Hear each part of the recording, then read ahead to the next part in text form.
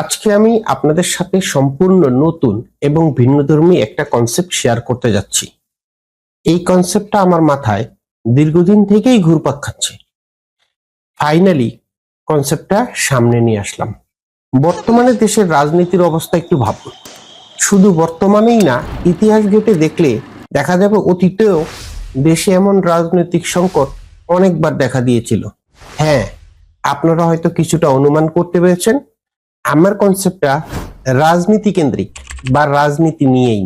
দেশে এখন অনেকটা এমন অবস্থা হয়েছে যে যার মন চাইছে হরহামেশায় নতুন রাজনৈতিক দল খুলছে।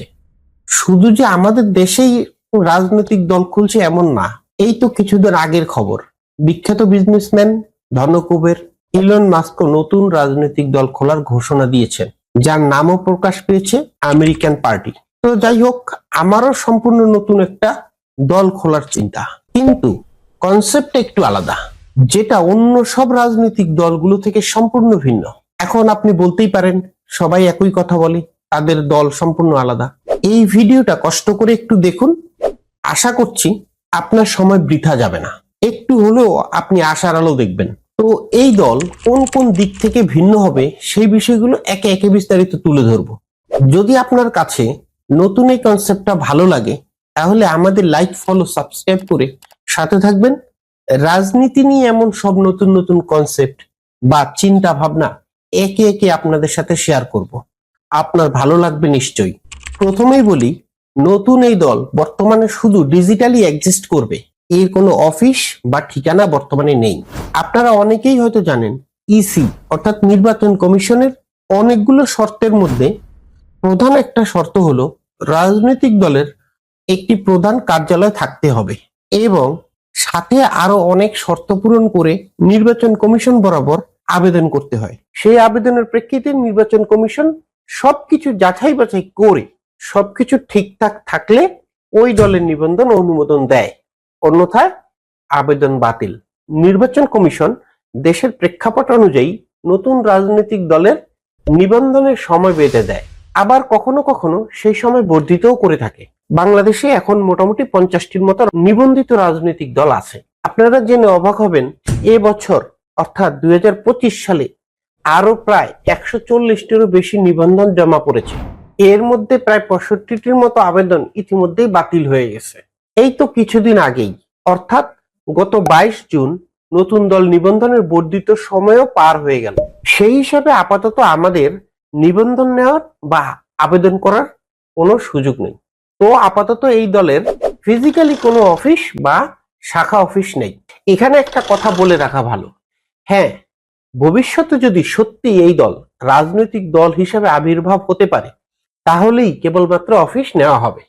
ধরুন বা মনে করুন আমরা সত্যি সত্যি একটা রাজনৈতিক দল তৈরি করে ফেললাম, নির্বাচন কমিশনের সকল শর্ত মেনেই নিবন্ধিত রাজনৈতিক দলও পেয়ে গেলাম, তখন এর কার্যক্রম কিভাবে চলবে?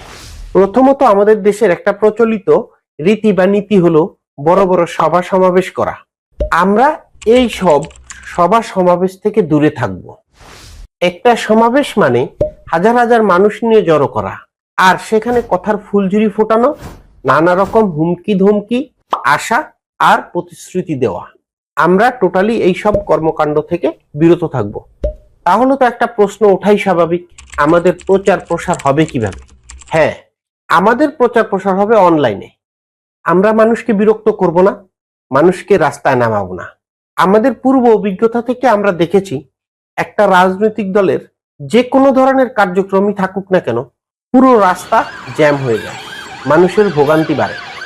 রাজনীতি হবে মানুষের সেবা করার জন্য, তার বিপরীতে যদি রাজনীতি মানুষের ভোগান্তির কারণ হয় তাহলে সেটা মানা যায় না। একই রকম ভাবে আরো একটা বড় চিন্তা বা ভয়ও থাকে, আর সেটা হলো মারামারি। তাও আবার নিজেদের মধ্যে দু গ্রুপের মারামারি, এবং থাকে চোরাগুপ্ত হামলারও ভয়। বোমা হামলা, গ্রেনেড হামলার মতন ঘটনাও ঘটে। এতে করে অনেকে মারা যায়, আবার অনেকে আহত হয়। আবার এইসব হতাহতদের দেখতে গিয়েও থাকে বড় ধরনের শোডাউন। সেখানেও রাজনীতি। কেউ কেউ বড় অঙ্কের অর্থ প্রদানের প্রতিশ্রুতিও দিয়ে থাকেন। কেউ পায়, কেউ পাওয়ার আশায় থাকে, সে আশা আর ফুরায় না। সেই অর্থ নিয়েও হয় নানা রকমের কমিশন ভাগাভাগি, সেখানেও মারামারি। পাশাপাশি এই মারামারির ঘটনা নিয়েও চলে নোংরা রাজনীতি। এই দল বলে এ আমাদের লোক, আরেক দল বলে এ আমাদের লোক। কোনো কারণে সে বা তারা যদি সরকারি দলের লোক না হয়, তাহলে তাদের নাম চলে যায় পুলিশের খাতায়, আর তখন তারা হয়ে যায় সন্ত্রাসী দলের লোক। এই সমাবেশ মিছিল নিয়ে আবার বড় ধরনের বাণিজ্যও হয়। আপনার কি মনে হয়, একটা সমাবেশে এই যে হাজার হাজার লোক জড়ো হয়, তাদের সবাই ওই দলকে ভালোবেসে জীবনের ঝুঁকি নিয়ে ওই সমস্ত সমাবেশে যায়? না, সবাই ভালোবেসে যায় না, যায় টাকার জন্য, এক প্যাকেট বিরিয়ানির জন্য। হ্যাঁ, আপনি ঠিকই শুনেছেন, কেউ যায় পেটের জন্য, কেউ যায় নেশার জন্য, মাদকের টাকার জন্য। এরাই কখনো সরকারি দলে, আবার কখনো বিরোধী দলে, কখনো এই দলে, কখনো ওই দলে।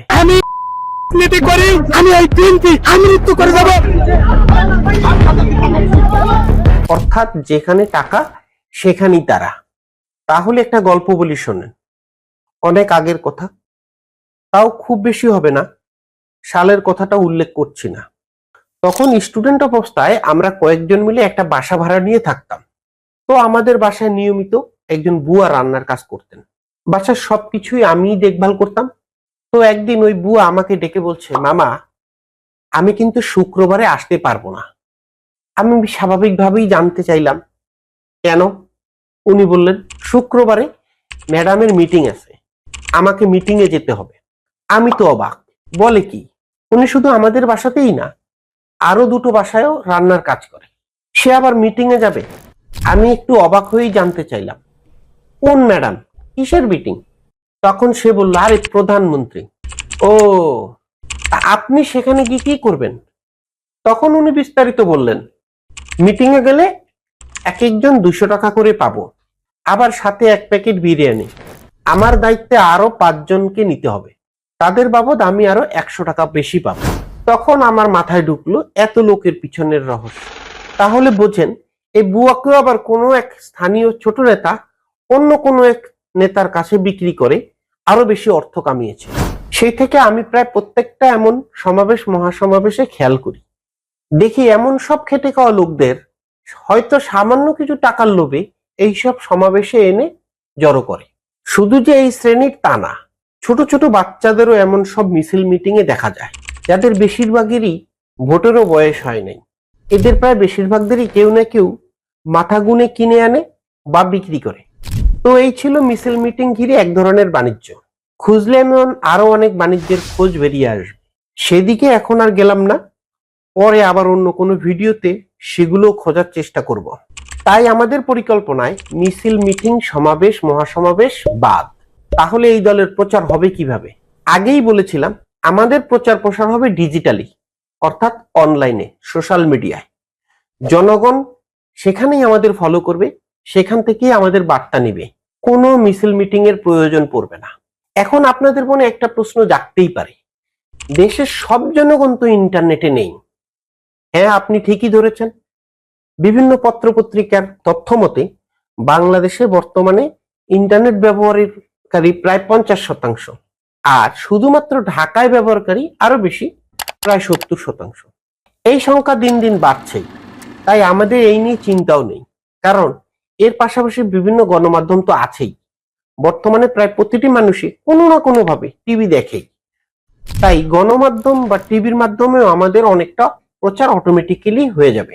এতক্ষণ তো অনেক বকবক করলাম, আসল কথাই তো বলা হয়নি। এই দলের নাম কি হবে? এই দলের সবকিছু যেহেতু অনলাইন মাধ্যম, ডিজিটালি হবে, তাই এই দলের নাম ঠিক করেছি ডিজিটাল পার্টি, যার শর্ট ফর্ম ডিপি। একবার ভেবেছিলাম বাংলাদেশ ডিজিটাল পার্টি রাখবো, কিন্তু তার শর্ট ফর্ম হয় বিডিপি। সেটা আবার অন্য একটা দলের নামের সাথে মিলে যায়, বাংলাদেশ ডেভেলপমেন্ট পার্টি। আবার ভেবেছিলাম ডিজিটাল পার্টি বাংলাদেশ রাখবো, সেখানেও সমস্যা। ডিপিবি নামে আরো একটা দলের শর্ট ফর্ম পেলাম, ডেমোক্রেট পার্টি বাংলাদেশ। যদিও এই দলের কোনো রেজিস্ট্রেশন বা নিবন্ধন নেই, কিন্তু এই নামে ফেসবুকে একটা পেজ আছে, তাই সিদ্ধান্ত নিলাম শুধু ডিজিটাল পার্টি, অর্থাৎ ডিপি নামেই শুরু করব। তবে এখনো অনেক কিছুই করা বাকি। এই যেমন এখনো এর প্রতীক কি হবে তা নির্ধারণ করতে পারিনি, সেই ব্যাপারে আপনাদের থেকেই মতামত জানতে চাই। এই দলের প্রতীক কি হলে ভালো হয়, আপনারা আপনাদের মতামত কমেন্ট করে জানান। আমরা চেষ্টা করব আপনাদের সবার সম্মিলিত মতামত নিয়েই প্রতীক নির্ধারণ করতে। তো আমাদের প্রথম পদক্ষেপ তো বুঝলেন, নো সমাবেশ, নো মিছিল। পরবর্তী পদক্ষেপ হলো নো শাখা প্রশাখা, অর্থাৎ আমাদের কোনো অঙ্গভঙ্গ সংগঠন নেই, কোনো ছাত্রছাত্রী দল থাকবে না, কোনো যুবক বৃদ্ধ চ্যাংরা পার্টি থাকবে না। আমাদের একটাই পার্টি, যার নাম ডিজিটাল পার্টি। একটাই ছাতা, যার নিচে আমরা সবাই। কোনো শাখা প্রশাখা উপশাখা দরকার নেই। পরবর্তী পদক্ষেপ হলো নো পোস্টার, নো মাইকিং। আমাদের দেশের একটা রাজনৈতিক কালচার খেয়াল করবেন, বড় বড় পোস্টার ব্যানার লাগিয়ে পরিবেশটাকে একেবারে জঞ্জাল বানিয়ে রাখে। বিশেষ করে ঈদ আসলে শুভেচ্ছা জানানোর প্রতিযোগিতা লেগে যায়, আবার ভোট আসলে দোয়া প্রার্থী হয়ে যায়। আমি মনে করি দোয়া বিষয়টা এমন যে এটা আপনার সাথে আল্লাহর একটা কানেকশন। আপনি যদি কারোর জন্য ভালো একটা কিছু করেন, তার দোয়া আল্লাহর মাধ্যমে আপনার কাছে ঠিকই পৌঁছে যাবে। আপনি কারো কাছে গিয়ে হাত পেতে দোয়া চাইলেন, আর যে আপনাকে দোয়া করবে সেও অভিনয় করার মতন আপনার মাথায় হাত বুলিয়ে বলে দিলেন দোয়া করি বাবা, এটা ওই অতটুকুতেই। যার কাছ থেকে দোয়া পাওয়ার, তার কাছ থেকে অটোমেটিক্যালি পেয়ে যাবেন। দোয়ার জন্য হাত পাতার প্রয়োজন পড়বে না। আর পোস্টার ছাপিয়ে দোয়া প্রার্থীর অবস্থা তো তাহলে বুঝতেই পারছেন, কতটুকু দোয়া পায় কেবলমাত্র আল্লাহই ভালো জানে। আমার তো পোস্টার দেখলে রীতিমতো হাসি পায়। প্রায় সব পোস্টারই একই প্যাটার্নের।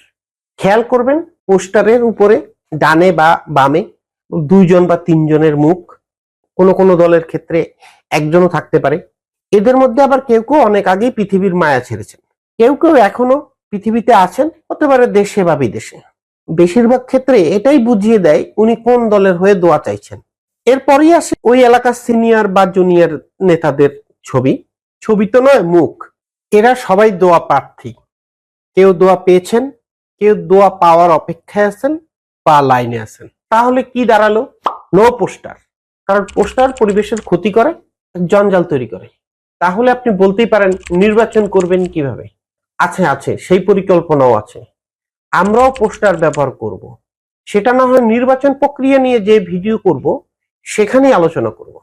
রাজনৈতিক দলগুলো আরো একটা কাজ করে, সেটা হলো কিছুর থেকে কিছু হলেই বিক্ষোভ সমাবেশ করবে।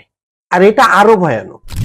রাস্তাঘাট বন্ধ করে বিক্ষোভ, শুধু যে বিক্ষোভ করে থেমে থাকে তাই না, গাড়ি বাড়ি ভাঙচুর, অগ্নিসংযোগ, এই সবের সাথে আবার হরতাল অবরোধের মতো ভয়ানক কর্মসূচিও দিতে সামান্য চিন্তা করে না। একদিন হরতালে দেশের যে কি পরিমাণ ক্ষতি হয় তার পরিসংখ্যান নিয়ে এখন আর আলোচনা করছি না, সেটা আরেক ভিডিওতে তুলে ধরবো। না, কোনোভাবেই না। এমন কর্মসূচি থেকে টোটালি দূরে থাকবে এই পার্টি। বিক্ষোভ জানানোর অনেক কৌশল আছে, তবে এইভাবে না। আর রইল মাইকিং। মাইকিং শব্দ দূষণের বড় একটা কারণ। আমরা মাইকিংও টোটালি অ্যাভয়েড করব। তো আজ আর বাড়াচ্ছি না। এই দলে আমরা হাতে গোনা মাত্র কয়েকজনই আছি।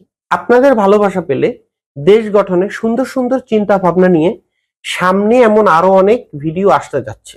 আপনি ভিডিওটা এতটুকু দেখেছেন মানে আমার এই কনসেপ্টটা আপনার মনে কিছুটা হলেও দাগ কাটতে পেরেছে। ভিডিওটা শেয়ার করে অন্যদের জানিয়ে দিন নতুন কিছু আসছে, ভালো কিছুই হবে ইনশাল্লাহ। সাবস্ক্রাইব করেছেন তো?